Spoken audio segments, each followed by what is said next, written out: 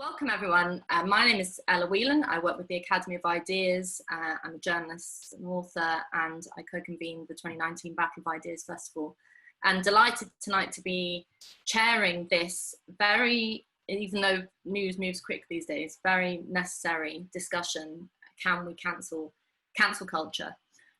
One that we've been mulling over in the office for quite some time, because it seems to take different iterations every week, and every different news story this debate seems to shift. But I suppose the most important thing is that, from my mind anyway, cancel culture might be a new phrase, a new term, but it's definitely not a new thing. The kind of weaponization of censorship, attacks on freedom of speech have been around for a very long time. I mean, they were banning songs like Robin Thicke's Blurred Lines when I was at university, and Julie Bindel and Jermaine Greer being banned for being so-called TERFs 8 years ago. So this, you know, the ideas behind cancel culture is not necessarily anything new, but the phenomenon itself is, and even the fact that it's now kind of got a term, cancel culture, is interesting.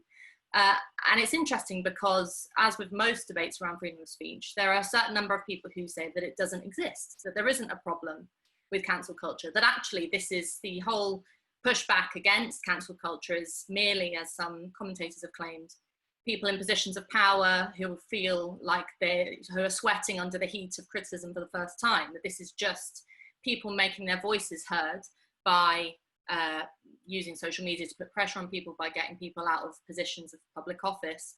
And that really the whole panic about cancel culture is, as someone put it, a kind of right-wing panic.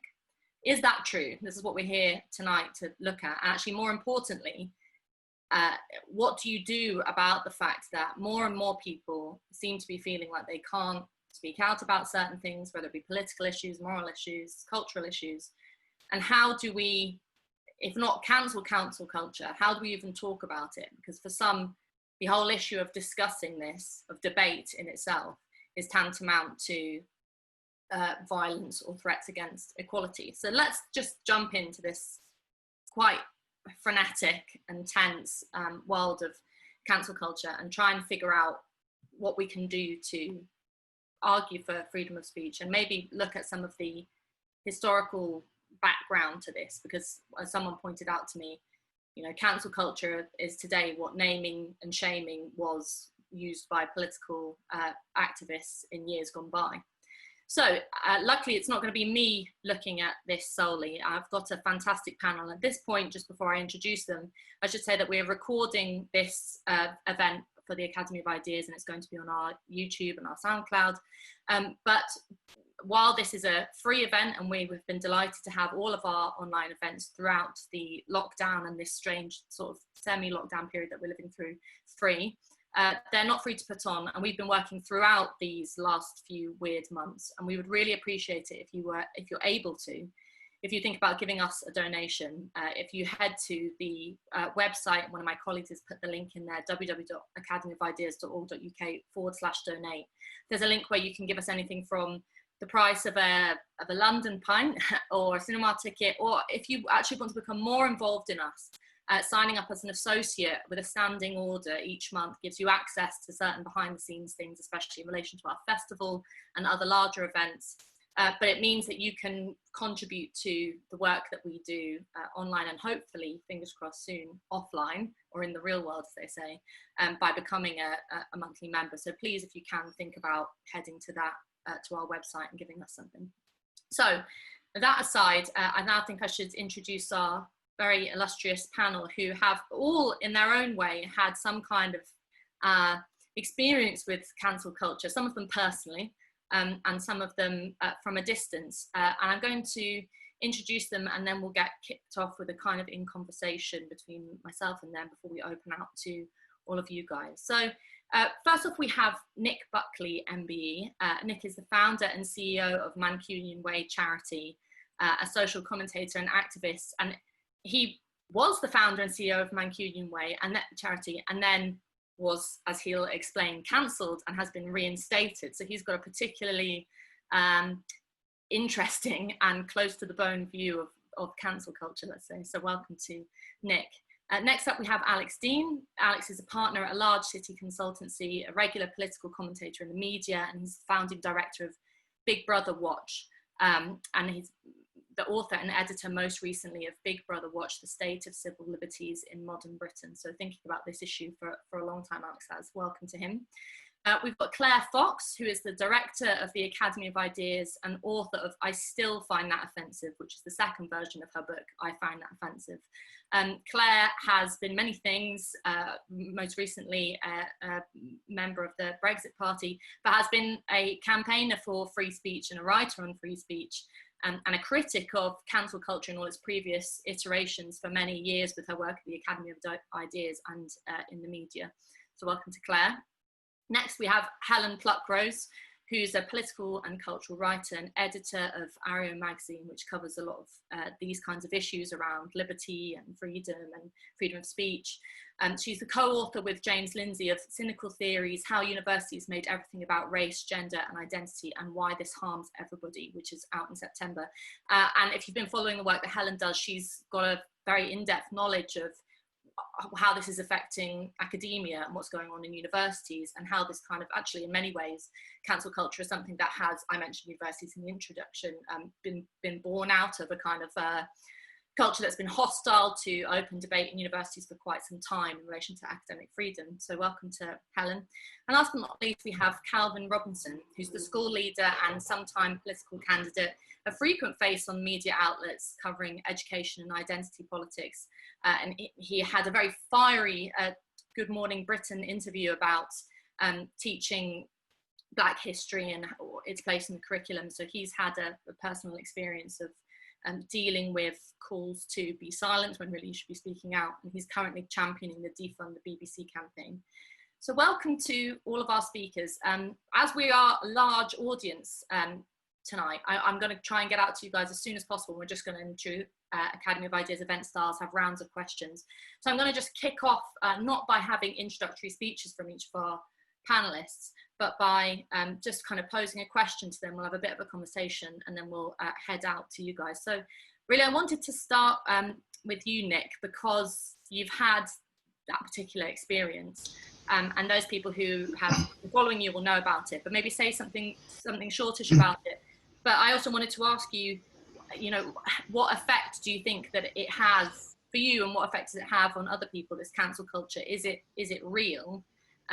Obviously it's real in the fact that it actually happened to you, but how would you argue people who say this is just a kind of hyped up fuss among some commentators who don't like being told that what they're saying is wrong?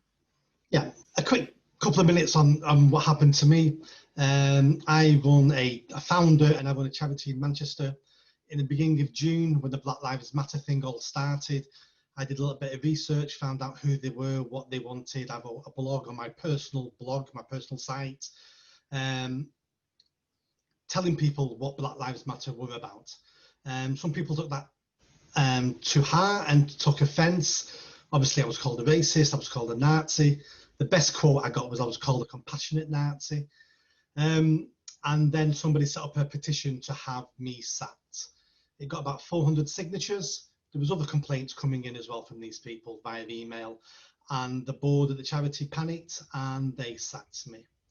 I'm not the sort of person to take that lying down, so I started a campaign to get my charity back.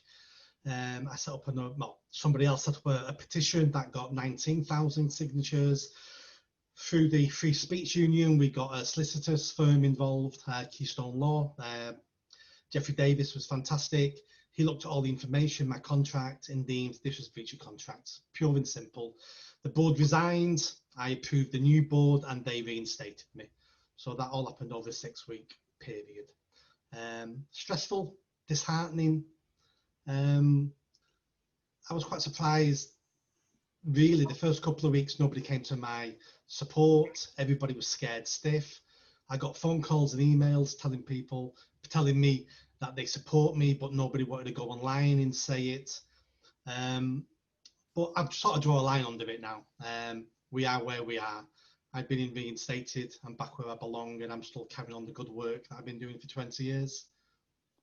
And I mean, Nick, do you think that it's one thing happening to you yourself, But do you think that people, you mentioned that people didn't exactly rush to your defense. Do you think that the effect of, so I'm just going to use cancel culture, and we can talk about whether or not it's a phrase that can be questioned, but this whole thing, cancel culture, attacks on freedom of speech, is it making people afraid to speak out? I mean, the general public, people who aren't spending their whole lives on Twitter. Absolutely. Let's look at it a different way. If you've just seen someone stabbed, would you walk up to the person, the offender, and go, excuse me, you shouldn't be stabbing people? You wouldn't do that because you're going to get stabbed. And it's that feeling that we've all got, that I could be next. I could be next. I mean, cancel culture has been around forever. 1,000 years ago, cancel culture meant you were executed because you disagreed with whoever, or you had the wrong religion, so therefore you were cancelled, but terminally, and we executed you. The difference now is, it's social media. Let's be completely honest. It's social media. So people now, from behind the keyboard, most of the time, you don't even know their identity. They're in echo chambers. They feel they're fighting for something really, really important. And that person, and the reason why people don't believe that cancel culture exists is because in their mind it doesn't exist. How can it be wrong to get rid of somebody who's a racist or a Nazi? That's not cancel culture. That's a decent thing to do. So that's why they don't agree with this thing, because they really don't believe it exists. But my point is, this is a really dangerous game we're playing. We've got everybody using cancel culture to try to cancel someone from the other side. And it's a bit like chess. We're knocking each other's pieces over, going back and forth. And it's eventually going to potentially destroy us all. There is no winners in this. There's no winners in identity politics. There's no winners in this cancel culture, because all we're going to have at the end is one person left who was the most righteous in the world, because people who were fighting for cancel culture a year ago are being cancelled themselves now because it's crossed the line. They're not on the right side of the line anymore now. And it is a positive feedback loop where it's just getting more and more and more crazy. Okay, thanks, Nick. Helen, I wanted to come to you next, and just, I mentioned that it's come, there's a theory that it's come out of universities, and people talk about, crazy SJWs and all those stereotypes that get flung around rather lazily. But how is it, do you think, that such a small minority position, a handful of people, sure thousands, but in the grand scheme of things, a handful of people on Twitter, can be the sort of moral arbiters of what's right and wrong, what you can and can't say? Where has this come from? Has it just dropped out of the sky, or is there kind of a deeper basis to it? Yeah, but I think obviously when we've got sort of cultural phenomenon like social media and sort of wider cultural things going on, it isn't all to do with the scholarship. But if we're looking at what the scholarship is saying, we can see the ideas that are underlying what we hear now. We've got a very particular conception of knowledge, power, and language. And this comes from an evolved kind of theory, which has got postmodern roots and which has then evolved over successive generations and memified. So the first postmodernists, when they were telling us that everything is a construct of language and that we construct knowledge by favouring dominant discourses, and this is very dangerous and oppressive, this wasn't very understandable. But as it evolved over around 1990, and then been getting increasingly simple ever since, it's become memified. It's become quite seductive, easy and simple for online activists to actually pick up and run with. The whole sort of idea of intersectionality, of language being literally dangerous, of being able to make the world a better place if you can control what people are allowed to say and what they're not allowed to say. It's alarming. But you can, if you understand the conception of the world that underlies this particular manifestation of our human tendency to try to silence and control other people and how they can think, I think that's the way to push back at it. And then, the question then obviously arises, if it isn't based in, or if it's got links to this kind of more academic or philosophical background of the idea of the kind of changing language, how does that filter through to your average person feeling like they, you know, for example, an institution puts in a sort of, maybe on the face of it, well-meaning policy around equality or zero tolerance to harassment or any of these things that have cropped up in the last sort of 15 years. And your average worker finds that they feel like they can't talk about Black Lives Matter or what's on the news or any of these things. How does that kind of filter down, or has it filtered down, or is this something that's happening in a bubble? Yeah, I think that there's been many pathways by which it has infected the outer world. First, we have got a social justice industry now. So we have, not yet to the same extent as America, but still to a substantial one, we have diversity, equity and inclusion careers. We have anti-racist trainers, we have sensitivity readers, we have social justice advisors of various kinds. So if you've got a big company, you've got a university, a school, you're going to, quite a lot of them are going to call on this kind of advisor, because as we've gone into this particular sort of look at what social justice is, it's trading on the good name of the civil rights movements, gay pride, liberal feminism, the civil rights movements, which were inherently liberal plans to remove barriers, to open things up to everyone.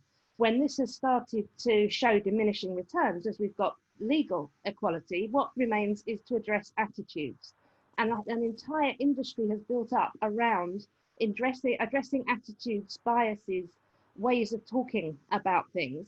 And they're affecting big companies very directly with these kind of trainers, and they're infecting culture more broadly by people have gone into every industry that is out there, particularly media ones. We've got social justice activists online, and this is where that power is, as Nick was quite rightly saying. Once you can get a mob going on social media, people who are going to stand against it are very few. It's a very, almost certainly a tiny percentage of people, but they have laid stake to this moral authority, and it's not being pushed back strongly enough because people are afraid, because racism and homophobia and sexism are such horrible things that people don't want to be thought to be any of them.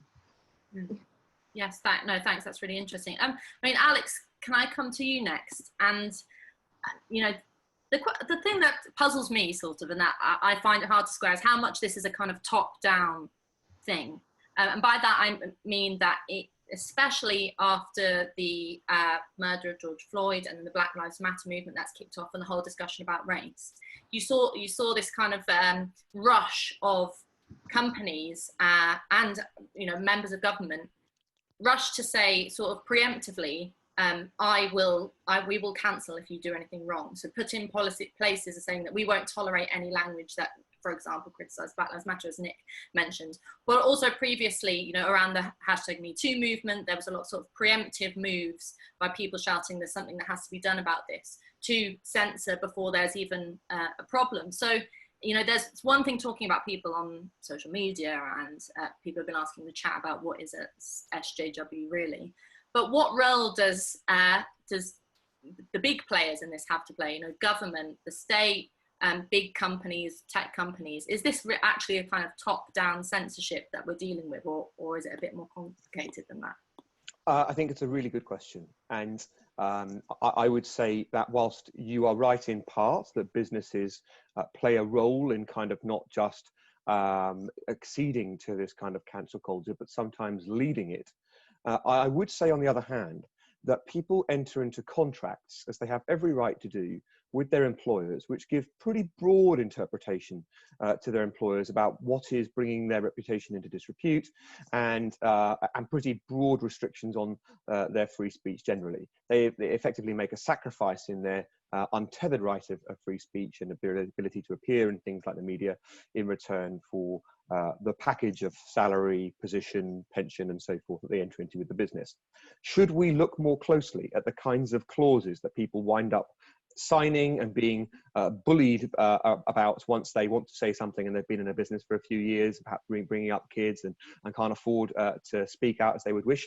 Maybe. But I do make the important point, I think, that people voluntarily enter into contracts which can be very valuable for them, which can involve curtailment of their free speech. So I look less at the kind of employer-employee relationship, whilst I think it's important, and I look more broadly at the commentariat and discussion, the arena of free debate, where I think you are right that big companies play a big role, but the big companies are the mainstream media organisations which have wholeheartedly swallowed the cancel culture debate. Pretty much every broadcaster and every broadsheet has entered into it, and there is really a once cancelled by one, cancelled by all kind of phenomenon. I would say one more thing, because you asked us a rhetorical question at the beginning, and always one to answer a rhetorical question. I thought I'd give it a go. Ella, you asked, is it, some people say this is just a right-wing beat-up. This is just a suggestion this is actually the right complaining about being brought to account. I don't think that it's a false claim from the right that, that this culture exists, but I do think in part it's a left-right issue. I think there has always been a tension between left and right on what we now call cancel culture. I think since time immemorial, it's been a cliche that the right tends to think that the left is wrong, and the left tends to think that the right is evil. And if you really think that someone is morally reprehensible, then you are likely to treat them differently to how you would treat them if you merely thought them to be woefully misguided. And I would say that this bears itself out in social media today, and I'd say it bears itself out in the way that people use Tory as an epithet, as an insult, and think simply calling someone a Tory or pointing out that they are conservative writes them out of debate entirely in a way that you really don't tend to see from right to left on the other hand. So whilst I don't think it's a right-wing beat-up, I do think it's a left-right issue, but not in the way that you meant. No, that's really interesting. I'll just quickly push you on that then, because as you brought it up, that I mean, the thing is, talking about it as a left-right issue, the interesting thing is that historically, you could argue that it would be conservatives who would be more in favour of clamping down on freedoms or censoring things. Sure. When I was trying to pick the music to play, as we were all filtering into the Zoom room tonight, I was looking at the top band albums, you know, and looking back at that kind of history. But then today, people argue that actually it's flipped, and that more often than not, it's people who would call themselves left-wing, whether they are actually or not, who would be in favour of banning. So has this just kind of lost, has it lost any political alignment now, or has it flipped? And on top of that, you know, Donald Trump being one of the worst persons for censorship and calling fake news. I think that it still has some party political resonance. I think that you will nowadays find more defenders of free speech broadly on the right than you would find on the left, in elected politics at least. I think not necessarily in broader politics. And the Labour Party's got itself into a pretty doctrinaire position. And the amazing thing about it is it can flip from one doctrinaire position to another. You're right, you're obeying the Corbyn mantra, and then things change, and now you're obeying the Starmer mantra. But either way, you can fall foul of that cancel culture, as many of the moderates did under Corbyn, and indeed Rebecca Long-Bailey did for a retweet under Keir Starmer. Now, none of them want me to come to their support, but I would point out that's a kind of cancel culture in and of itself. But I think that it's not just the point you were making about left and right and liberalism. It's the traditional liberalism that I think is dying away.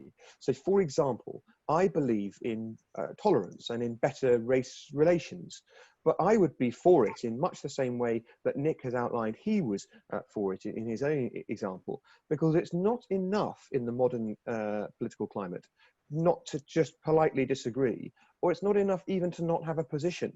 We are told that with the orthodoxy, silence is not allyship, or even silence is violence. And if you don't express full-throated enough support, you know, the person who stops clapping the first as the great leader is speaking, that person is for it. And I think that's a tremendous shame. And that really is a decline of liberalism in its traditional mainstream sense of being liberal and willing to reasonably disagree and accept that someone else has another point of view, and it doesn't make them a bad person. Great, thank you, Alex. Calvin, I'll come to you next. You obviously had a interaction on television where you were falling foul of people who were saying that you were sort of, actually in essence, kind of lying about the state of affairs in relation to the curriculum. But one of the points that Helen raised about it being, you know, being called a racist or a homophobe or a sexist or someone alleging this against you is a terrible thing. It really frightens people, and it frightened me because you deem it to be a deeply immoral position to hold.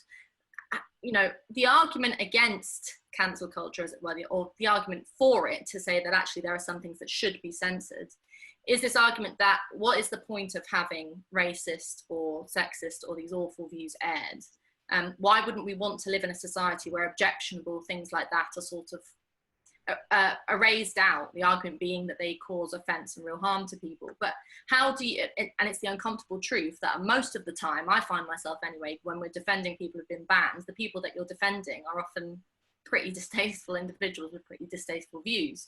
How do you square that with people who truly believe that it is a terrible and harmful thing to have those kind of views out there in the open? No, I think that's a good question, because, you know, half the time when we're defending freedom of speech, we are defending things that we personally see as disagreeable or unpleasant. And I think that's, to our credit, that's something we need to do, because who is the judge, jury and executioner in this scenario? And, you know, who says what is objectionable and what's not, and what we are allowed to talk about and what we're not allowed to discuss? And it kind of creates this almost a culture of fear, in that it makes certain topics taboo that you're not allowed to talk about anymore. You know, growing up, people would always ask me, and this is a very old joke, but it's very true to my life. People would always ask me, you know, Calvin, where are you from? And I'll say, well, I live in West London. They'll be like, no, but where are you from? I said, oh yeah, the East Midlands. No, but where are you from, Calvin? I'll be like, okay, Mansfield, East Midlands. You probably don't know it. And then they say, okay, so where are your parents from? Yeah, they're both from Mansfield too. And what they want to know is, you know, what's your ethnicity? But they're afraid to ask that question because they'll be accused of being racist. And there's a whole taboo around the topic of race now. And part of that is because of this cancel culture and, you know, breeding this fear by having a toxic environment. And I think it's gotten a lot worse. We've gotten to the point now that if you do say something that these people deem objectionable, they'll go online and there'll be a mass bandwagon and they'll dox you. You know, I've had people this week asking me, where do you work, Calvin? I'm like, that's not really relevant to what I'm doing right now. And then they've come back on Twitter and they've, you know, stalked me to find out where I am. And I've had people in the past emailing my school, trying to get me sacked for being a conservative and a teacher at the same time, as if that's a terrible thing. But to me, the main concern is the consequences of this and where they go and how they approach you, because it's nasty, it's bullying, but like everyone before me has said tonight, it's because they come from this morally superior attitude that they think they're so right and that everyone else is so wrong, that they don't really care how they address it. I think the solution to that is, you know, bringing back the idea of forgiveness and you know, maybe people are saying things that are objectionable or things that we dislike, but we need to get to a point where we can forgive people and move on from it and not go for their livelihoods and not cancel them and not wipe out their career. Mm-hmm. And one of the consequences that I've found of the sort of inevitable thing when you censor an idea is that it often goes underground and becomes more vicious than perhaps it originally might have been. And I have noticed this, especially in discussions around race and racism, that the response, there's on the one hand, people say, you can't say this word or you can't talk about this issue. And then the response comes back with really, actually, in many cases, just kind of out and out racism, people talking about, I'm not even talking about the sort of all lives matter, semi-silly debate, but, you know, arguing for white lives in a kind of way that is very resonant of an old style of racism.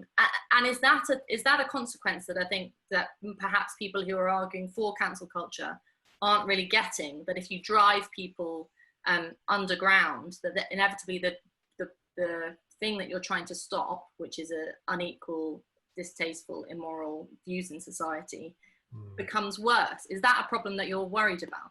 Absolutely, and we're seeing it. And you said it was a silly example, but I think it's a good example. You know, Black Lives Matter. They've gone so far to the extreme on one end that it's breeding extremists on the other, and that's very dangerous. And that's why we need to all come into the middle and have reasoned debates and have conversations about things that might be, you know, tough conversations to have. But unless we can have them, we do breed extremes on both ends. And you know, people have said, the reception to this event, for example, tweets have been, oh, it's all right-wing loons moaning about being held to account. Well, so what? I am a right-wing loon. Does that not mean that I'm allowed an opinion? And if I express that opinion, should I not be protected from my family and my loved ones being attacked and, you know, my career being cancelled, all these things? What does it matter if it is a right-wing versus left-wing issue? Mm-hmm. Okay, brilliant, thanks. And then lastly, I'll come to you, Claire. And I mean, the question I wanted to ask you, because you've been writing and talking and debating about the issue of free speech for a very long time, and you've written 2 books on it. But there are things about cancel culture, like hounding people out of public office, door stopping politicians, campaigning against people and saying, here's something that you said 15 years ago, that were tactics that perhaps people used in the past for benefit. So, I myself have written articles pulling up stuff that John Bercow has said, and John Bercow being linked to the Hang Nelson Mandela campaign, and I think that's relevant. And you could argue that that's an attempt to kind of play into cancel culture in a different way. But has it changed? Is it different? And is there anything to be said for cancel culture, or is it kind of a toxic force in society? I think it's a toxic force in society, but you raise a problem about how you deal with people who have real toxic views. I mean, I think somebody in the chat made the point about, well, what do you do? Conspiracy theorists are dangerous.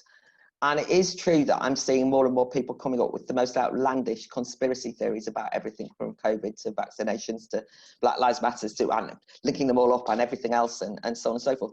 And my temptation is to want to just say, I'm not engaging with that. I'm turning my back on you. I'm not having anything to do with you, and saying how ludicrous it is. And when I encounter, and I am encountering more of this, explicit racists who don't hide the fact that they're being racist, then I, in the past, I probably would have been one of those people as a trade unionist who'd almost like say, just send them to Coventry, don't let's talk to them. They're kind of bunch of National Front people organising in the college or in the place that I worked. That was my way of dealing with them. I didn't argue for them to not be platformed, but I did, I suppose, make an attempt at distancing myself from them. So anyway, I don't know what the answer is. That's the truth, because I don't always know how to engage. I don't feel under any obligation, and people have asked me to do this. When we put on the Bachelor of Ideas, I don't feel that because the whole of society is trying to cancel Tommy Robinson that I think I should give him a platform, or Katie Hopkins or anyone else, right? I don't feel that just because somebody is being cancelled that they're somebody that I should then say, well, come and speak here. But the problem we've got at the moment is that the way that this has been broadened out is that you try and delegitimize everybody by using these labels very promiscuously. So, and you create a climate around which being associated with an event or speaking or any individual, guilt by association, means that in fact everybody feels quite nervous. So to give an example, she didn't say it herself, but Helen Pluckrose has rather pluckily been fighting off a huge number of people, well, not even a huge, but a group of very persistent people today who've been attacking her for speaking on this panel. So they did this in a number of ways. They basically said, you shouldn't be speaking on this panel because you're giving legitimacy to lots of people who are right-wing. Now, first of all, there's nothing wrong with being right-wing, right? So first of all, to use that as though that is the damning statement of all time. But I don't consider myself to be right-wing, but that is sufficient to say. Then you say, actually, they're right-wing racists. And then, of course, now, point is, Helen fought all this off. Well, you can imagine that Helen might think the next time she's asked to speak at an Academy of Ideas event, God, I don't think I can go through the bloody stress of it. Do you know what I mean? If I say yes, I'm going to get this all day. And that's what happens to people, is that you begin to use a very specific tactic of dealing with extremists by basically describing anyone you disagree with as obnoxious, toxic extremists. And that has been what has changed. It's not just a free speech issue. It's a way of making any association with a group of people you disagree with totally unacceptable. So the point about Nick was that he fought back, and and so on. And he actually said, this is what I wrote in the blog. But say, for example, you're in a situation whereby you hear that the head of a charity in Manchester has been sacked by the trustees because he's a racist, and you don't know all the details of that. You haven't read the details. And then somebody says to you, well, why don't you go and talk to said racist Nick Buckley? I might think, oh, I don't know. Is he a racist? I don't necessarily want to talk to Nick Buckley. Now, I happen to then find out that, of course, he wasn't. But it does put you in a dilemma. And so I think that's the way it operates, that you create a force field around people. That means that you keep well away from them. It's just too much bother. And as Nick pointed out as well, people then privately, I mean, I've been a number of attempts at cancelling me and so on, but you know, people privately send you messages and say, PS, solidarity, it's all rubbish, I'm on your side. But they don't say that in public. And I don't blame them, because they know that they will get the same wrath that I have had for defending me. And you get into a situation whereby you think the easiest thing to do is to be quiet, or to parrot the orthodoxies of the day. And I suppose just the final thing to say is, what it does is it removes the capacity for people to speak in good faith, to say what they really mean, to say, I believe this person is of good faith myself. You start to think, I won't say what I really think. And it's that self-censorship that I think is so pernicious at the moment, so damaging. Okay, thanks, Claire. I mean, people have started to raise their hands, which is great. Please use the raise hand function. Let me throw that question out to the floor then. What's the solution? How do you deal with this? Is it something that government has to mandate? Is it something that you have to just sit on Twitter and argue about? Or is this happening out in the real world? Do you have to be like Nick, or an individual who takes a stand in your workplace and says enough is enough? So I'll come to each person in turn in the list there. I've got the power to unmute you, so don't attempt to do it yourselves, it's futile. I'll do it, and we'll, but of course, ask any questions to the panel that you like, and also comments. It doesn't have to be a question, and I'll bring the speakers back in periodically. So we'll start off with Kat Sumner. There's a couple of things really. What do the panelists think? How big do the panelists think the influence of money has on this? You know, I'm thinking particularly a thing I read only in the last couple of days about funding of news media to print, you know, stories that are favourable to the organisation providing the funding, and that this is not declared when it's printed. Funding for research, how much does that determine the direction that academics can actually go in their scientific studies of all these concepts? And, you know, also the cuts to the public sector, which have, I think, resulted in a lot of these public functions either being taken over entirely or being encroached upon by the third sector, who often have, you know, that seem to be quite poorly regulated, and the distinction between lobbying and performing a charitable function as set out in their constitution doesn't seem to be policed very well. And then the other final thing is really, I think a lot of the time we're talking past each other, because we don't have a common understanding anymore of what words like racism, sexism even mean. People seem to mean very different things by them, and then we're not allowed to actually talk about what our understanding of them is, because no debate, no, and we've got to have a dogma, repeat it ritualistically, or be cancelled. Brilliant, thank you, thanks, Kat. That's the last point. That's really interesting, the difference between having a principle and sticking with it, and also being open to different points of view. Josephine Hussey, let's come to you now. Hi there. I just wanted to make a quick point about being cancelled. I was very forthright about the fact that I wanted to go back to school as soon as possible, and to get the schools open, and I still feel like that. I was asked to speak by a reporter to argue my views. Now, my views were very much that if people were unhappy about coming back to school, that they could work from home. But I wanted to go in, open up, and get as many children in as possible. And it was a controversial view. I felt like it was a shame, because we needed that discussion about what we need to do about schools. So I was asked to speak by a reporter. I have a really good head, and I thought I really want to pass it past her, because I don't want to cause her any trouble, because she was already struggling with the unions. And she said to me, I really wish you wouldn't do it, because I've been asked by the LA, you know, not to cause any problems, because the LA were also trying to push to open the schools. So I do think that one of the things that happens is there's lots of screeching in the cancel culture. It feels like screeching.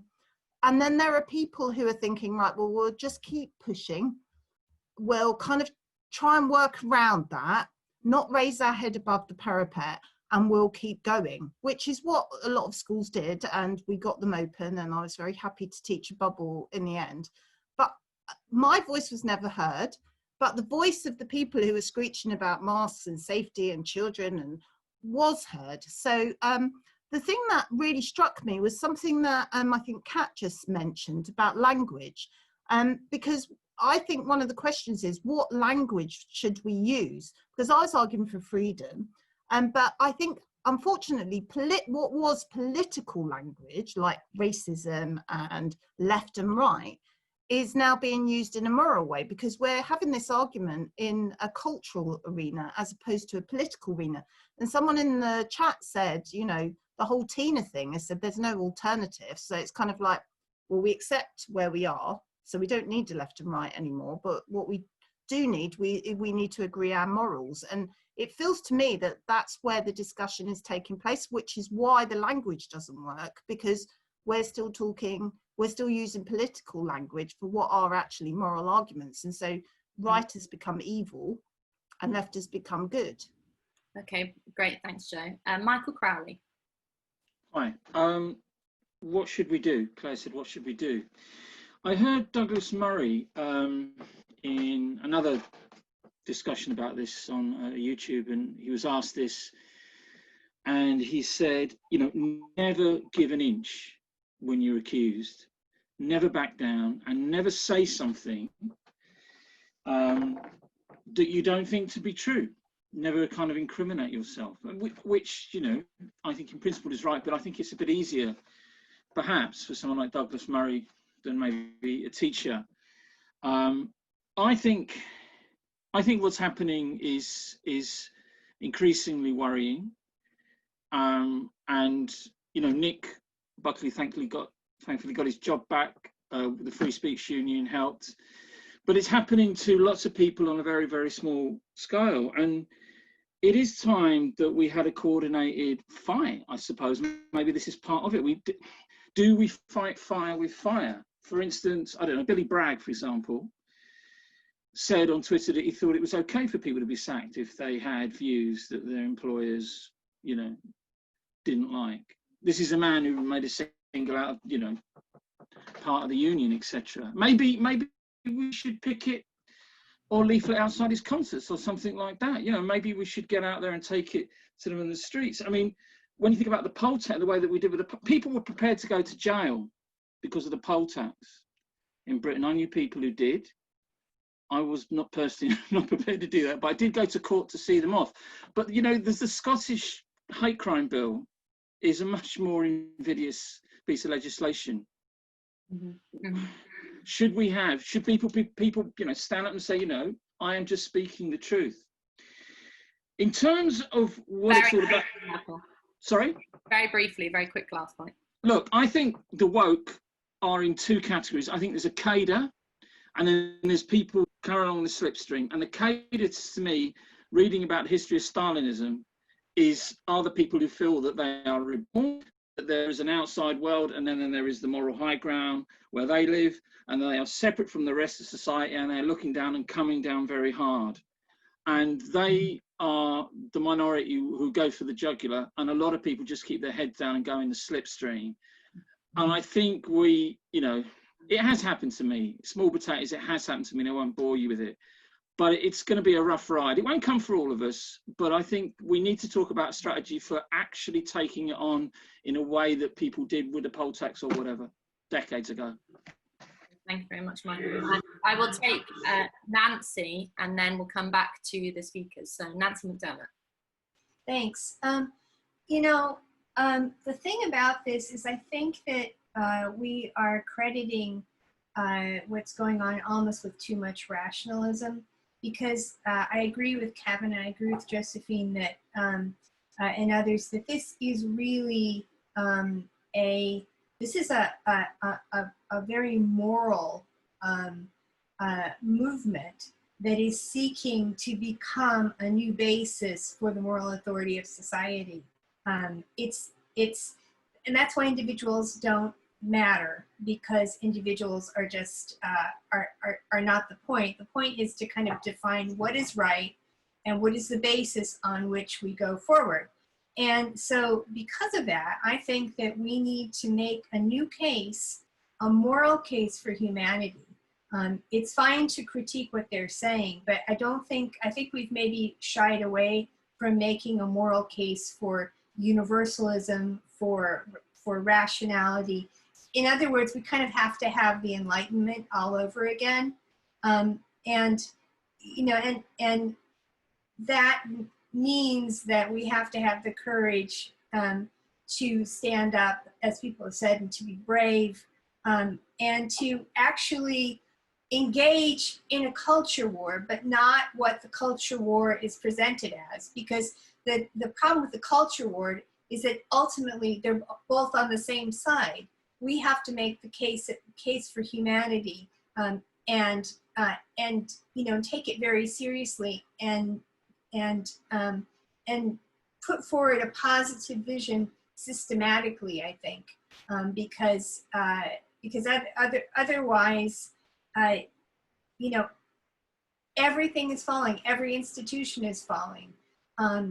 Individuals are falling, and if we don't stand up now, it's going to be much, much more difficult in the future. Brilliant, thank you, Nancy. That's a great point, a great challenge to bring the panel back in. So Claire, I'll come to you first, as we lost you there. Anything you want to pick up on from what you've heard of the speakers? But the question that I asked you was really about what do we do with this? And actually it links to something that Michael said and partly to what Nancy said, because there are suggestions from some who argue that this is something that can be legislated for. So I mentioned the Policy Exchange report, which talks about an academic freedom bill.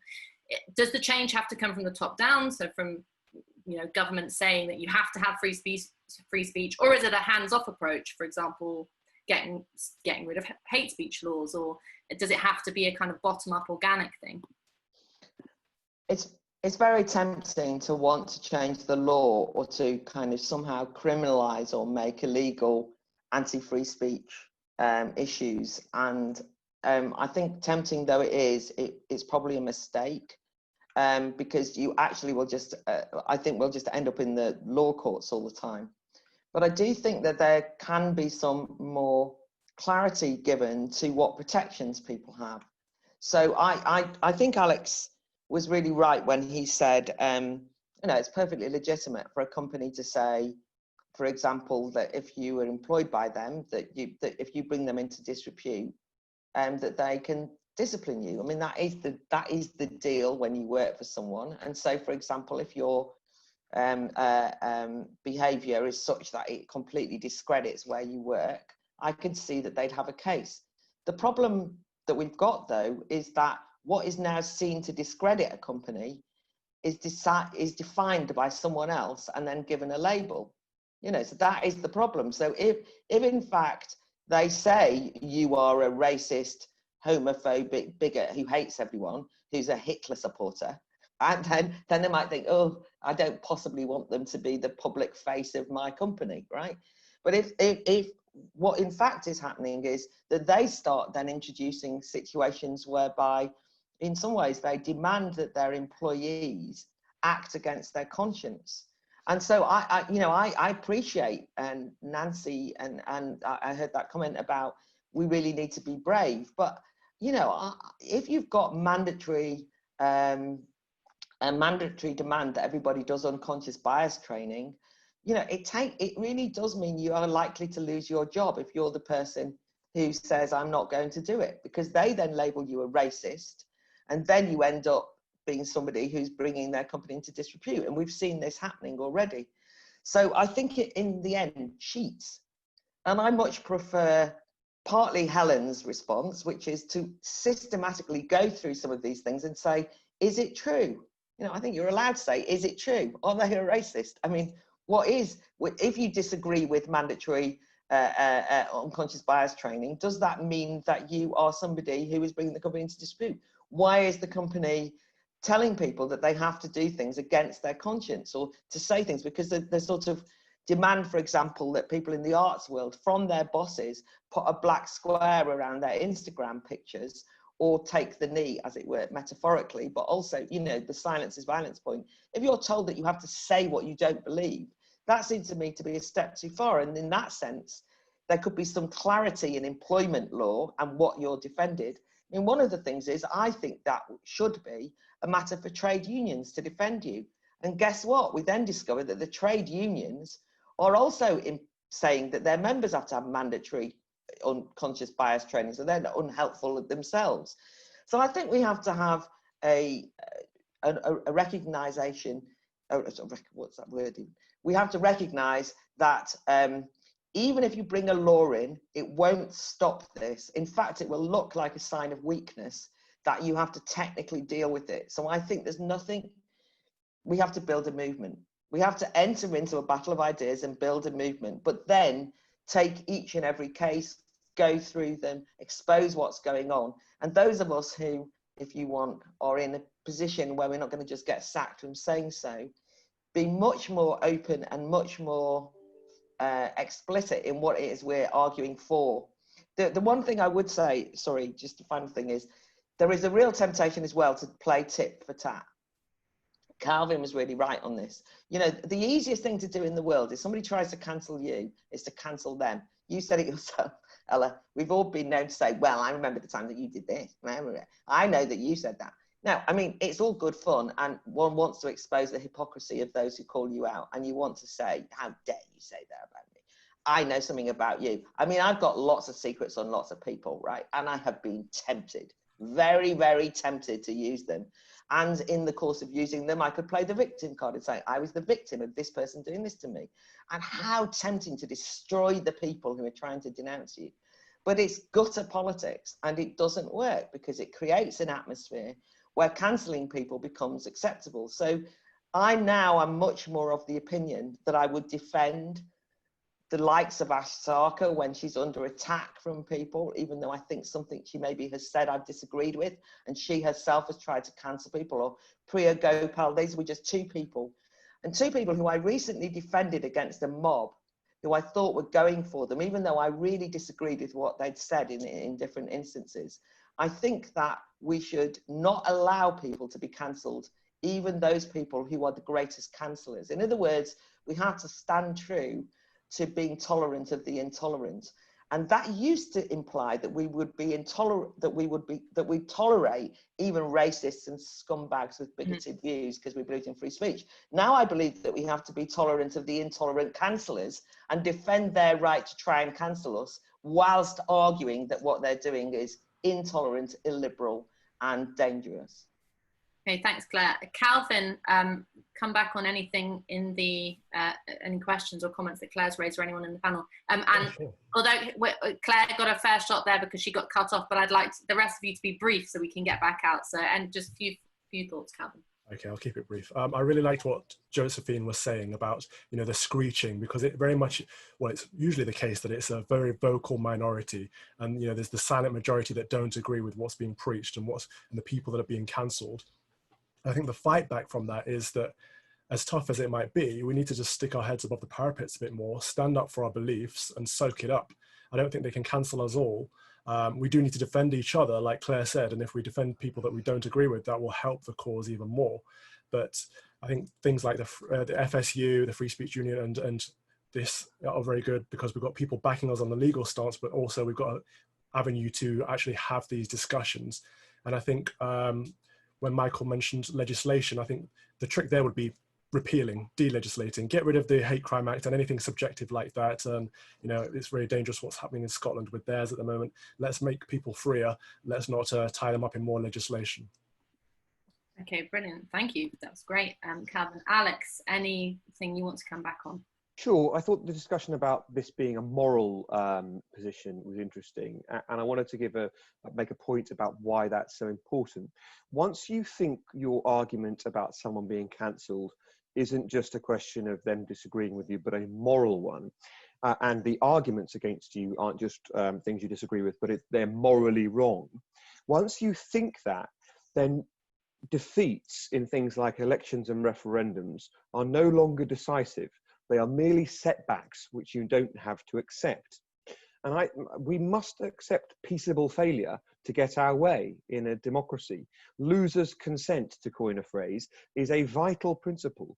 And whilst it's not what this discussion is about, I think the refusal of the losing side to accept the result in our Brexit referendum and the 2 elections since has permeated and harmed politics more generally in all sorts of ways.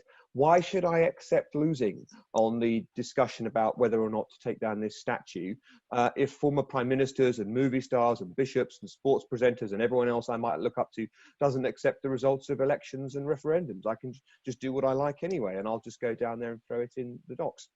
But secondly, I don't accept from the very interesting conversations from our guests, I don't accept the Douglas Murray line necessarily, which don't give an inch and don't apologise, because it doesn't leave any possibility, any room for the fact that you might have made a mistake, which is possible too. I mean, I was briefly on the end of one of these social media storms, and I don't apologise for apologising in the course of it. I was defending the Prime Minister against historic allegations of groping a then fellow journalist, and I was pointing out the presumption of innocence, the fact that the person I was on air with was just simply repeating, I believe her, when the whole point of the report into Operation Midland was that you shouldn't automatically believe people. It totally undermines the presumption of innocence. And in the end, in exasperation, I went too far, and I used an Alan Clark joke. I said, look, the height of your case is that one journalist made a pass at another one. Well, how do I know my advances are unwanted until I've made them? And, you know, the blowback that I got was quite justified, actually. So I apologised. And so you've got to leave room for people to say sorry, and you've got to leave room for people not to be cancelled, but to concede. Now, what was wrong with that was that a couple of people involved with it then went on to say, I should never be on air at all. That's when the cancel culture applies. Someone, you know, who you've debated with many times. I've been on my spot on Sky for 10 years by that point. The notion that that should be a career ender was in their mind absolute slam dunk. Let's get rid of this righty. Someone else will come along and we'll take on them too. I think you've got to leave room for the possibility of mistake and a concession. But on the other hand, the cancel culture goes too far when you say not just you were wrong, or I think you're an idiot, or even I don't accept your apology, but you should never be on air at all. It's really interesting. Helen, any thoughts from you? Yeah, I'm finding myself in agreement with everybody almost, and I think when we're talking about somebody was Michael was saying we need people who are willing to actually get themselves arrested, willing to take risks, and then Nancy was talking about really trying to get back to those first principles and make them well known and defensible again, which is essentially what my book tries to do. And I keep thinking we need to come at this we need a movement rather than a particular group that has a particular goal, but people doing all of these things all at once, people modeling good ways in which to disagree with people modeling, as I've been agreeing quite a lot with Alex here, because if we're talking about trying to speak across the boundaries, and those of us who actually do have some level of security, so me, for example, I am financially independent, I'm pretty uncancelable. So there are things that we can do then to model good disagreements. I think that is something that really is key. Yes, saying I was wrong about that, thank you for pointing it out. Saying I disagree with this person on nearly everything, but look at this good point he just made. I mean, I know this, naive and idealistic, I think, but if we can push back at things on multiple levels, in whatever way we can, without vulnerable people who need their jobs to feed their families actually risking losing their jobs, I'm in favour of that, and I'm with Claire on being quite wary of legalising anything, in universities, in trying to mandate free speech, or, as some people have argued, defunding certain things. I think this needs to happen organically. I think we need to beat the ideas. I think this would be essentially hypocritical and counterproductive if we were to try to shut down these bad ideas by legal means. Thanks, Helen. Yeah, I was reminded of that. After the Brexit referendum, there was a bizarre happening where an MP sent round, probably he claimed it was for research, but probably in a moment of frustration, sent round a letter to universities demanding that they state who their professors were who were studying and teaching European affairs, in a kind of a reverse witch hunt, because all the many of the university professors and academics were Remain. And you kind of, as someone who was, wanted a more balanced discussion on this, you had your heads in your hands because you thought, no, this is just not the way to do it. You don't, as Claire says, do tit for tat, and just because you think it's biased one way, try and swing it biased in another way. Nick, finally, your thoughts, and I'm going to come back out to the floor, so please raise your hands, everyone else.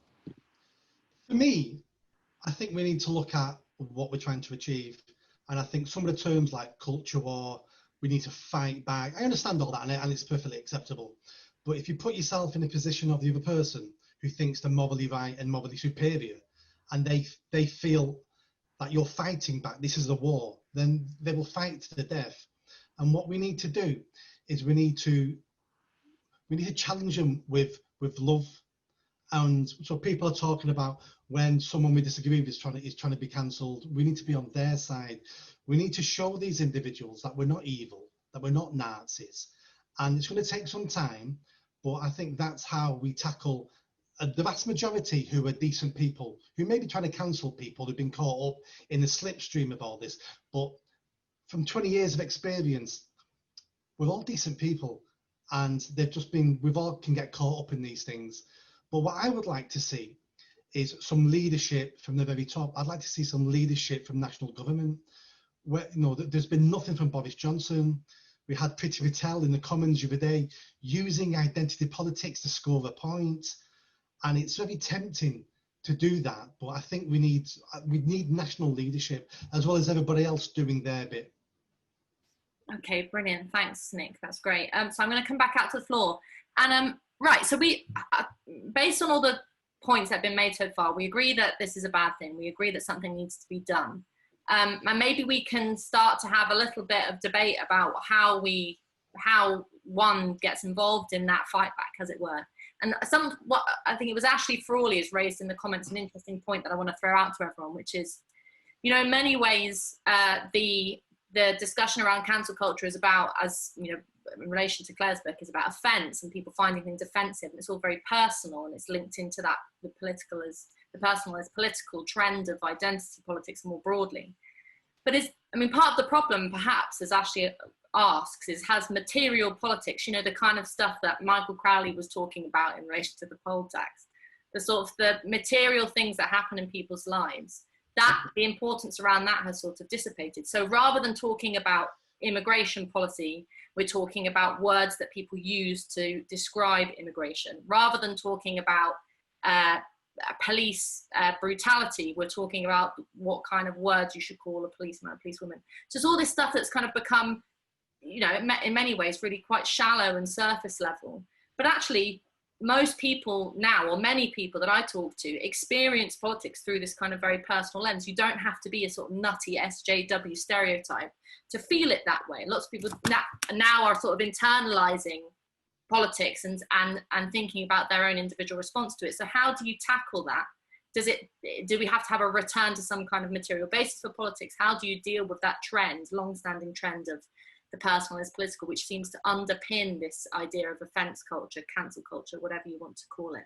But as that was a kind of a historical question, I'm going to throw it back to Kevin Ewell, who is back online. Yeah, well, thank you. I was just going to say that in order to understand this, you can look at a sort of historical analogy. And it's this kind of phrase, white silence is violence. It's very, very interesting, because that's like, you must declare your allegiance to this idea. It reminds me of the 17th century, but also, for instance, the 1890s, when there was a great religious crisis.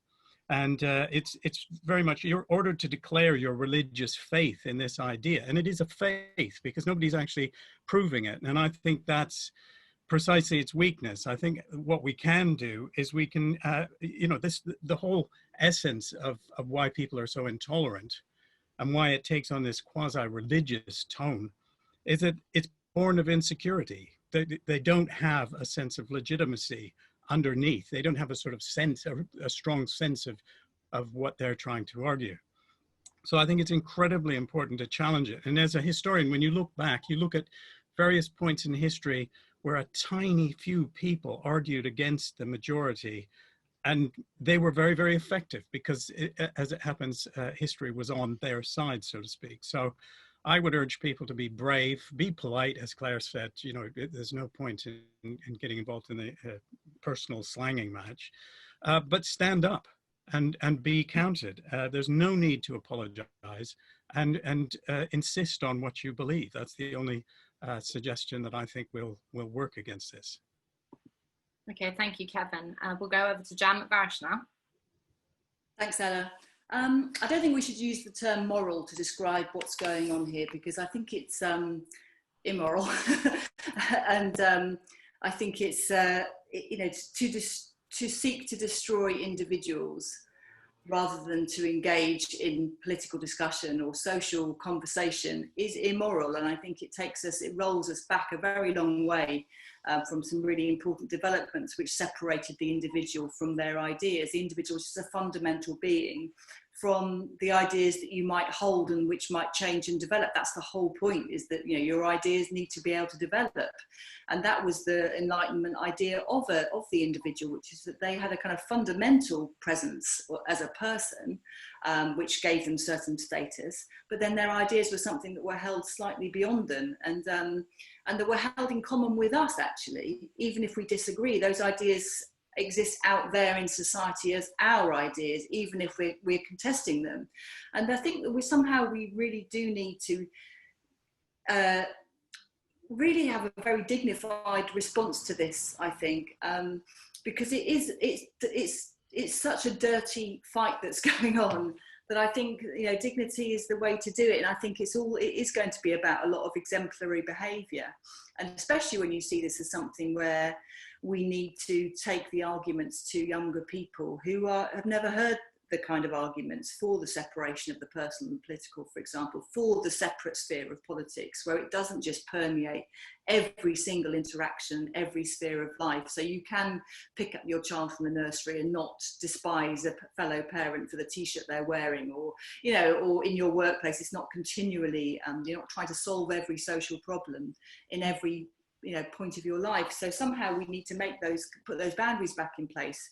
But I think we can only do that if we do actually develop a sort of exemplary movement in some ways that can restore some of that dignity that did used to exist in public life. And I think there's a great appeal for that. I mean, I worked in universities for 20 years, and I've met very few of these woke people, you know, uber woke people. There's a very, very small number of them, and what there is very large numbers of people that are very quiet, and who really don't want to get their fingers burnt, and as people have described already. So there's no point trying to come up with ways of arguing or behaving that somehow will convince the lunatics who are bent on destruction. We have to be able to persuade everybody else who've already got reservations about the way things are going. And I think there's a lot of ground that can be won on that. Great, thank you, Jan. And now over to Jagdish. Yeah, hi.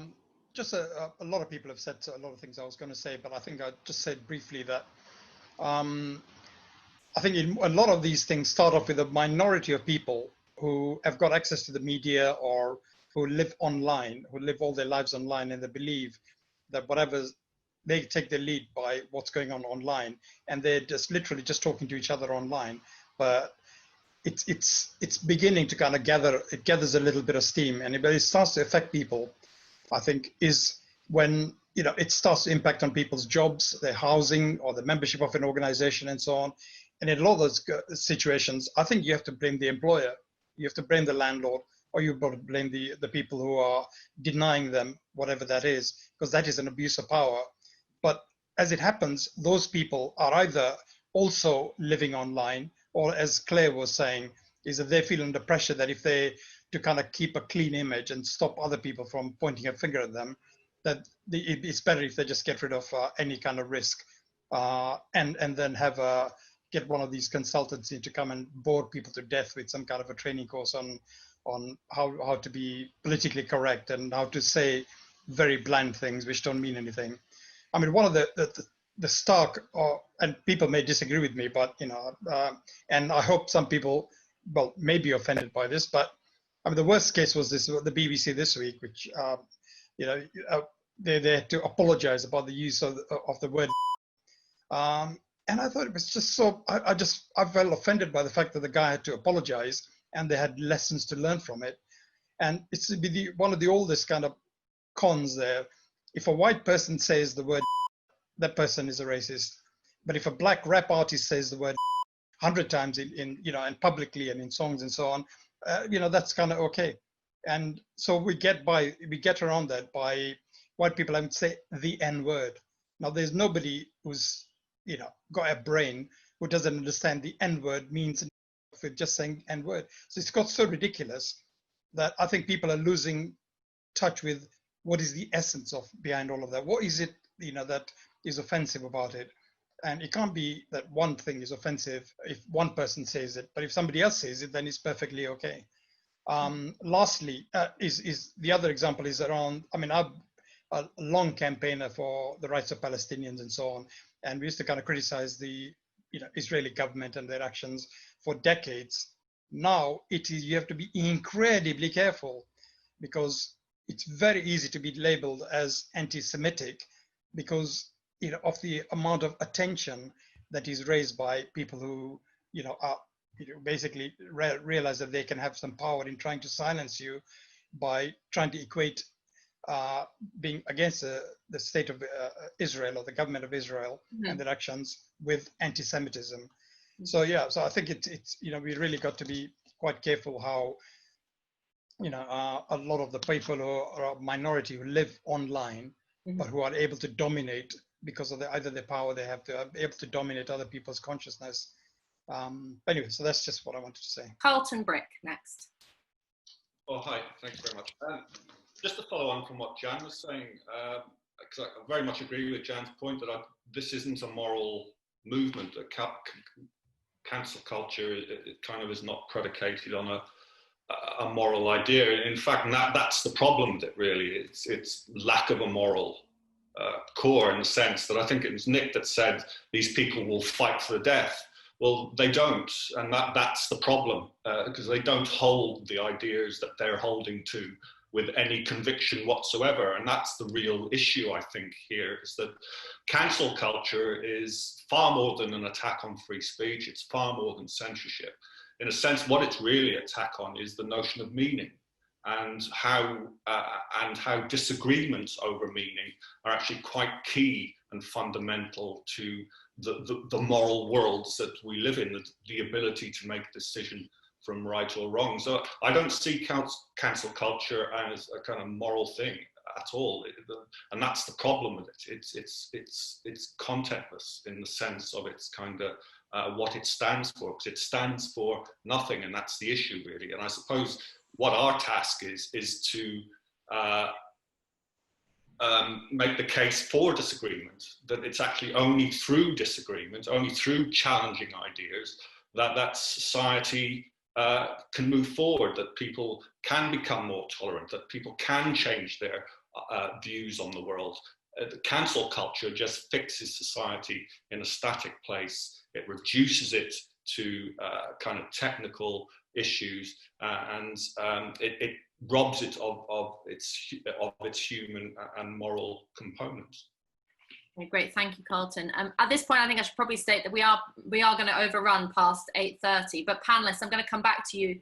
I'm going to keep running for another 10 minutes on the floor, and then come back to you at 8:30. And then if you have to go, I understand, because we said this was only going to be an hour and a half. But there's lots of people who want to speak, so I'm going to keep running until 9. So if you've got your hand up, don't worry, I'm going to come to you. So let's keep going. Dennis Hayes, you're up next. Hi, I think you have to understand cancel culture as the apogee of therapeutic culture in wider society and in universities in particular, because it's that moment where emotions have triumphed over everything else. So if people get offended and really emotionally offended because they see themselves as victims or on behalf of other victims, they will attack you, you know, because you are either a victimizer or somebody who's beneath contempt. And they do have a moral authority. It's not a political or any sort of traditional authority. It's a moral authority based on emotions. And people often misunderstand this. When people talk about snowflakes and people presenting themselves as weak and wonder why they then do these authoritarian things, it's because it gives you power. It puts you beyond criticism. And that's the new moral authority they have. And it's an authority of emotions. And that's why it's much more difficult to deal with, because everybody is silent, not because they're afraid. I don't accept that. They're silent because they don't want to offend anybody. That's the real motive about this. You don't want to offend anybody emotionally. And I think that makes things very difficult. And AFAF and we've been involved in lots of these cases where people have been cancelled, and cancel culture comes very quickly now. The real difference is, historically, you may have taken time to build up a case against somebody and asked to be sacked, but you put one Facebook post up and you're charged with gross misconduct. That's the sort of thing that happens. But there are ways forward, and you know, I think everybody's been talking about winning arguments and building new policies, and there are easy ways of doing it. And one thing that we've taken up is the idea that if you're going to train somebody in unconscious bias, don't just have some training that's brought in, make sure it's done through debate and discussion. And little moves like that can win people over to at least not coming to your side, but to start discussing it, because you've got to win the argument to discuss things before you can start winning an argument for truth. I think that's the steps forward we should make. There should be small ones. And I think people will see there's a lot of logic in that. So the small steps forward like that are much more likely to convince people than just making glib statements about reintroducing universalism. Okay, thank you, Dennis. We should say that the picture behind Dennis is Academics for Academic Freedom, which is an organisation he runs, and you can search them and find out more about them. They do a lot. Their own, Dennis runs the East Midlands Salon, which has debates on freedom of speech and issues like that often. Right, next up is Usha Sundaram.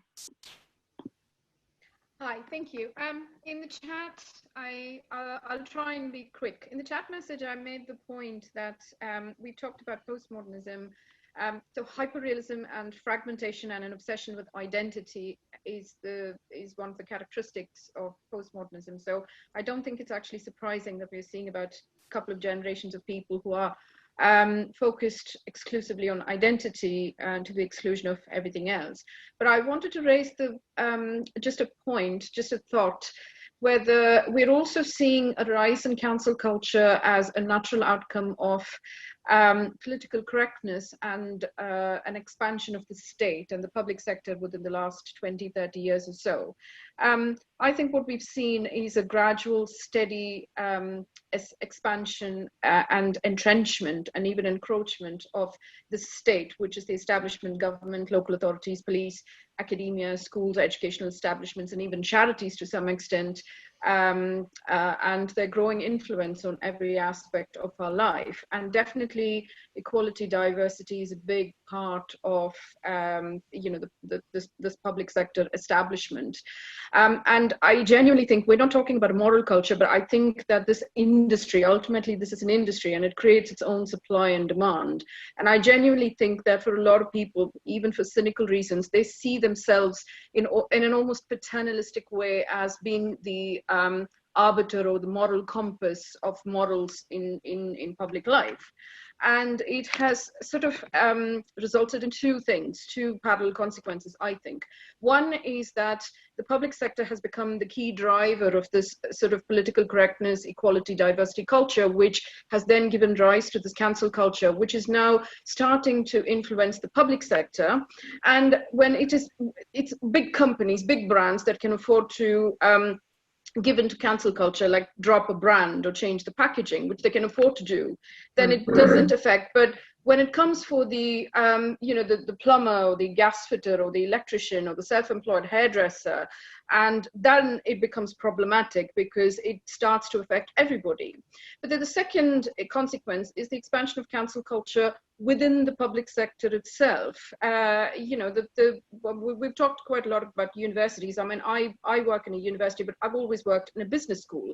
And we get it both barrels, because in the business school, we contribute the maximum money to the university, but we're also always seen as a bit of a social pariahs, you know, we're sort of the dirty capitalists. But we do have a very small but very vocal minority that sort of expands this cancel culture. So it's not just people who supposedly stand up against racism or bigotry. Now this cancel culture is spreading to all different aspects which are seen as incontestable. So you have cancel culture that comes for people who try to have a reasonable, rational debate about things like climate alarmism or Brexit or addiction or homelessness or poverty. It becomes absolutely impossible to have a reasoned argument or even a discussion about these things, because this is simply not on and you're labeled for this.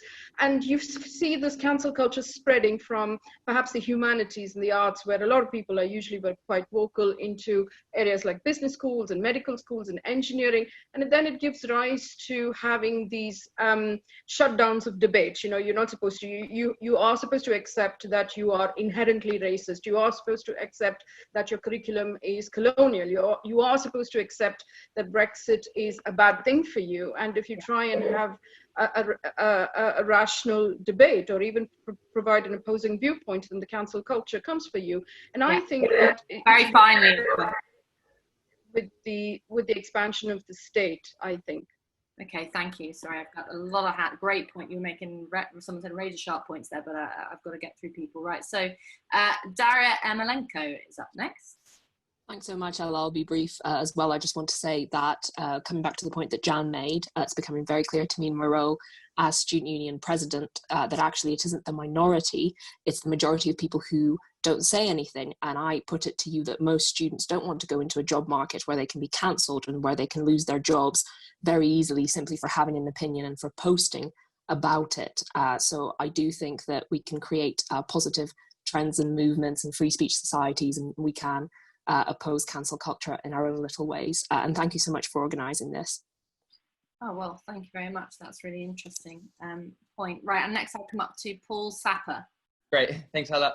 So I think your last question, if I understand it correctly, of how do we combat this idea that the personal is the political, is linked to Alex's point that the people who are proponents of cancel culture kind of have this worldview that the things they believe are so right that anyone who disagrees with them is not only wrong but evil. So the question is, how do we change those people's minds? And having been in university, I can say that like the amount of people who speak out against that worldview is very, very small. It's very rare for someone to kind of speak out against someone being cancelled for any reason. And so I think we're then back to your initial question of, is legislation a feasible answer to this? And I don't think we should be afraid of legislation because, as Nick said, I think we do need some like leadership from the top. And I think if there are clear-cut laws in favor of free speech in universities, institutions will often just act in self-interest to guarantee them. But I do also agree with Claire that to have a legislative answer without a cultural one is futile, because eventually a lot of people in university who hold this worldview of cancel culture will kind of get into positions of power in politics or journalism, and if they disagree with the laws in place, they will just repeal them. So I think the answer has to be simultaneously a cultural one and a legislative one. Okay. And I think the cultural answer, I agree with what Daria just said lastly as well, which is that like students in universities who don't agree with cancel culture can do their bit in their own personal spheres to set up societies and whatnot to kind of like show that there is an opposite side of the argument which isn't reprehensible. So kind of having integrity, treating others with respect, but also like speaking your opinions in a clear manner, and also intelligent, compassionate people like going into universities and showing that there is another side to the argument.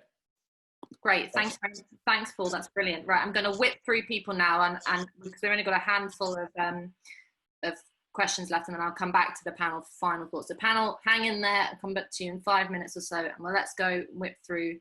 Daud Khan, what do you have to say? Hi, yeah. My issue with cancel culture is it shuts down debate, it shuts down argument. People who have views on the left and people who have views on the right tend to be people who want the best for the society in general, but they don't listen, they don't disagree. They just view that anyone who's on the right is evil, disgusting and rude. Anyone who's on the left is a tax and spend socialist. And I think if people can, see the best sides on both arguments, I'm Labour, I'm centre-left, but I do see a lot of benefits to Conservative policies. I see a lot of benefits to being fiscally prudent. And I think if people can stop shutting down debates and focus on winning them through arguments, through points, through ideas, rather than just saying, all my views are right. Well, with all due respect, if all the left views were right, they'd be in government right now. Well, the fact is they're not in government right now because the people don't agree. So you have to reach out to the people who disagree with your views. And just the point about liberals being cancel culture, they need to stop saying that, because liberalism means freedom. It means the ability to say, do, and communicate what you believe. And even if it is fundamentally what you disagree with somebody, that doesn't mean you shouldn't have an opinion. That, come back to what Jan says about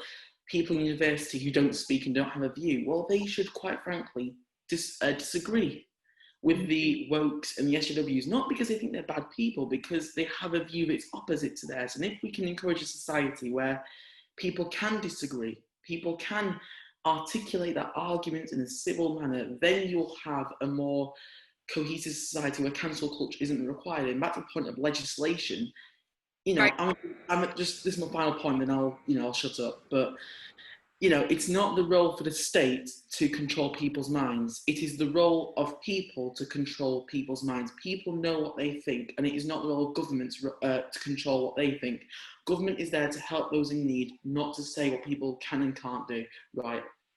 Thank you. No, I'm very glad you made that last point because it was cracking. So thank you, Dad. Phil Harrison now. Thanks, Ella.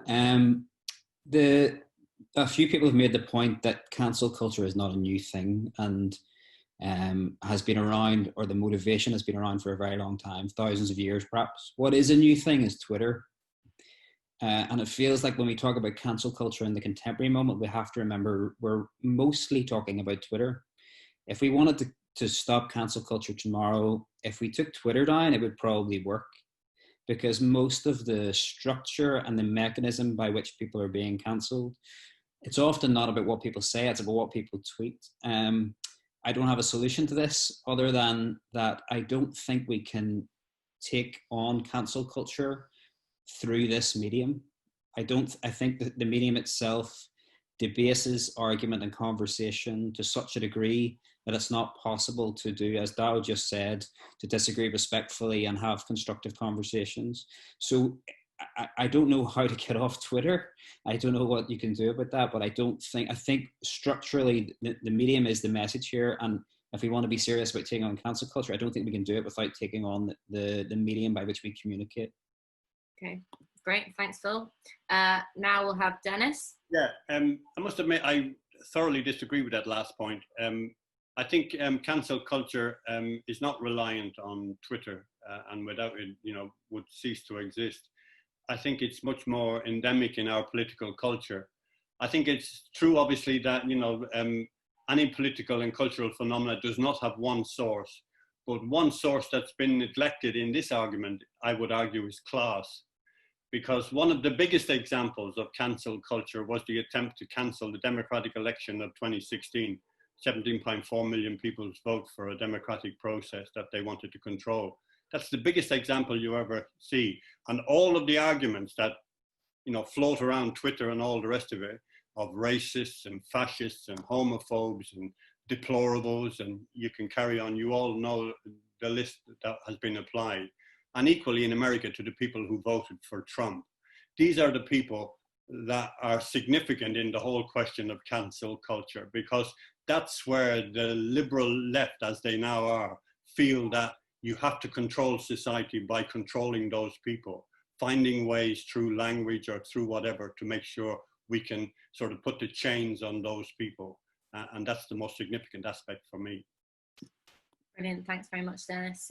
Now we'll have Darius Hutchinson, then Liz Barber, and then panel. I'm coming back to you in the order that we kicked off with. So Darius. Hello. I just listened to it and all, it's very interesting. But I kind of disagree with what Claire Fox said respectfully earlier about not this woman that was talking about white people, forget what her name was, on Twitter, that these people are so prevalent in the university system and education system from the Frankfurt School when they infiltrated it, that it's almost impossible when you disagree with them to sort of respectfully do it and then everyone's happy, because they'll mark you down or they'll find a way to get rid of you.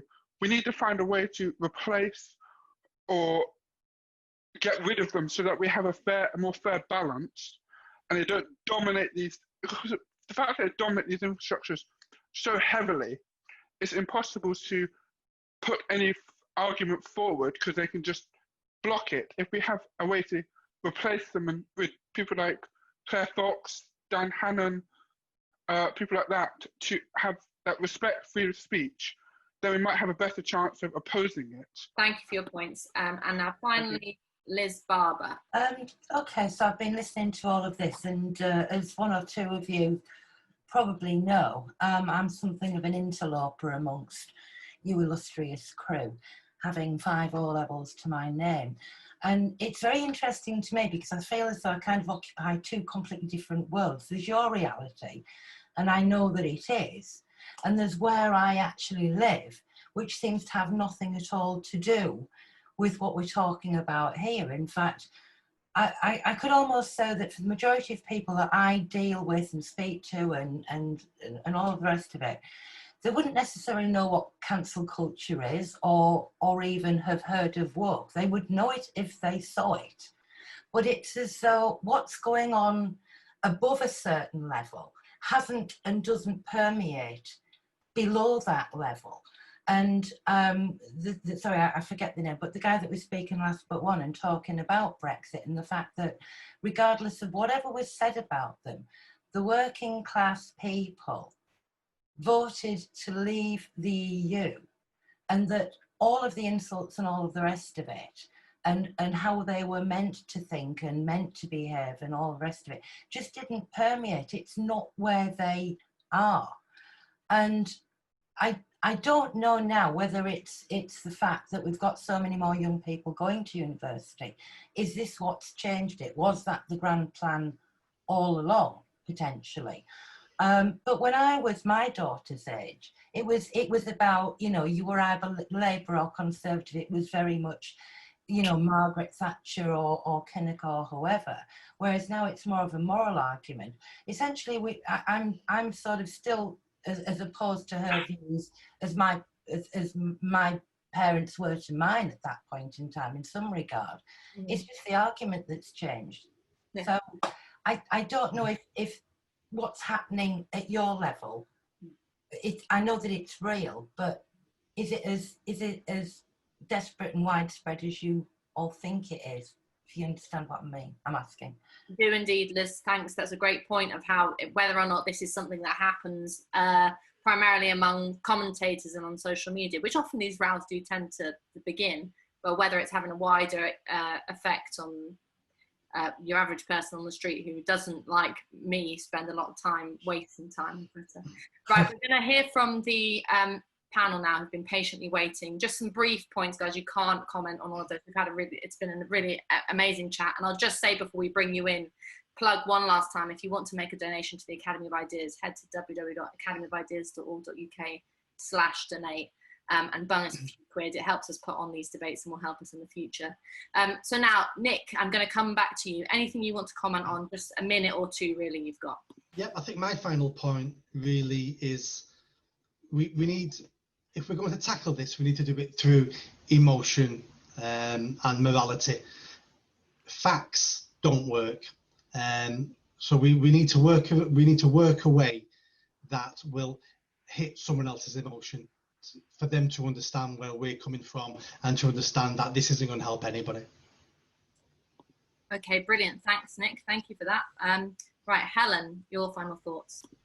Yeah, I wanted to pick up on Paul's thought when he's saying we need both a cultural and a legislative approach, and I do agree with that to quite an extent. I think on a sort of urgent level, we need to expand the idea of secularism to critical social justice ideas. We need to have something in place so they cannot actually be imposed upon other people, while we're actually addressing this in the marketplace of ideas. But I also wanted to disagree quite strongly with Jagdish and agree with Dennis. Whoever it was who was from the academics against for academic freedom. Yes, that gentleman. I think the idea that we need to start normalizing using the worst racial slurs is not a very good one at all. I think if we're going to try to actually meet people halfway, we haven't had a lot of talk about that yet. Nick was just referring to it, but I think at some point culture does actually exist, bias does actually exist. People do have are influenced by culture into having certain assumptions. We don't need to deny this and try to make everybody less sensitive to everything all the time. We can meet halfway there, and that I think was what Dennis was saying when he was saying, yes, let's have implicit bias, but let's not have this kind of pseudoscientific one ideological explanation for everything. Type of implicit bias. Let's actually have conversations. Let's talk about things in that liberal exchange of views ways. So yeah, I shall wrap up there. Brilliant. Thank you, Helen, for that. Right now we'll move on to Alex for your final comments. Thank you very much. We've been asked what we can do to address this, and I think we must keep making the point that something can simultaneously stand for more than one thing. Contradictions can coexist. A musician can have been a ratbag tax dodger, which we decry, of course, but still be a sublime composer, which we can nevertheless cherish. Defacing Churchill's statue inevitably causes upset in society, because for many people, he personifies the never surrender spirit that defeated the Nazis. Certainly, some of the views that he expressed are unacceptable to many or most today, but it doesn't take away from what the man achieved. Scouring our country to find things to be offended by, whether it be in history or in contemporary society, is daft, but it's especially daft when we try to apply it to the past, because it fails to appreciate that people in history acted with the knowledge that they had at the time and in the circumstances of their time. This used to be a truism. This used to be mainstream liberal perspective. Now it's apparently controversial. The task looking back is to try to do so with understanding, not least because we hope to live in a time to come, and we hope to be viewed in a time to come by people who will seek in turn to understand us. Those who follow us, we hope, will be kind and thoughtful and understanding of us too. But for the truly woke, only today is tolerant, and everyone who lived before this glorious year zero is a bigot. Well, we must reject that, if only on the basis that it will serve us pretty ill in the future too. Brilliant. Thank you, Alex. Over to you, Calvin. Brilliant. I'll come back on just a couple of brief points. Jan mentioned a long time ago, if I remember, that it wasn't a moral issue, it was an immoral issue. And I think she's right on that, because I think as a nation, we've lost our moral compass. And this might be controversial, but I think, obviously we used to be a Christian nation. That used to be where we got our morals from, absolutely. And as we've secularized, we've looked at different places. And I think if you look at things like Extinction Rebellion, Black Lives Matter movement, they're becoming almost cultish, as in they've got their own rituals, they've got their own vestments, they've got their own moral codes, and it's very much you're with us or against us. And that's where the good versus evil comes from, because you're either a good person with them or you're an evil person against them. And that's why, if you make a mistake in your past and you tweet something, or you've said something on Facebook years ago, and they'll hold you to account for it, but they won't forgive you for it because that's not in their moral handbook. And just to briefly come back on what Jagdish said, dropping the M-bomb several times, Jagdish. I think there is a bit of hypocrisy there with the BBC, in that they'll play all of their songs and one extra have the M word in them. And then, they capitulated here with the apology for using it in a statement, when the victims and the family all said they wanted the word in there to make clear what was said. But that is very different to what Jagdish did this evening, in that, you know, using the word once so we know what word you're talking about is acceptable. But then if you go on to repeatedly use that word, there's a fine line there between, you know, purposefully trying to offend or me taking offense from you using it. You know, if you use it once, that's my choice whether to be offended or not. But if you're using that word repeatedly after we already know what you're talking about, then, you know, the onus is on rather than the victim, I think, in that case. So I think, yeah, like Helen was saying, we have to be very careful, and there is a middle ground there, and we'll try not to be purposefully offending people, but at the same time letting people know that it's acceptable, it's okay to be offended, and that's not the end of the world, and we don't need to cancel people because of it. Thank you, Calvin, for that. Claire, your final thoughts. First of all, I really agreed with one thing that Nick said earlier about the disappointing aspect of leadership, political leadership, not commenting on these things. That would really help. I don't think it would substitute for building grassroots movements, but there is something so irritating about the fact that those people who have got serious power in society have just kept stum on this because it's too difficult to enter into it. I wanted to say something then about labelling as well. I mean, I don't want to play the victim, but it really irritates me when people say, oh, you know, you're just a commie, or you're just a Marxist, or you go along with this, or people make assumptions based on whatever label they give you, and how unhelpful that kind of tribal thing is. So I actually have got to the point now where the kind of left-right thing just doesn't work for me. I don't care what people call me. I just think, can't we just listen to what people are saying and go along with that?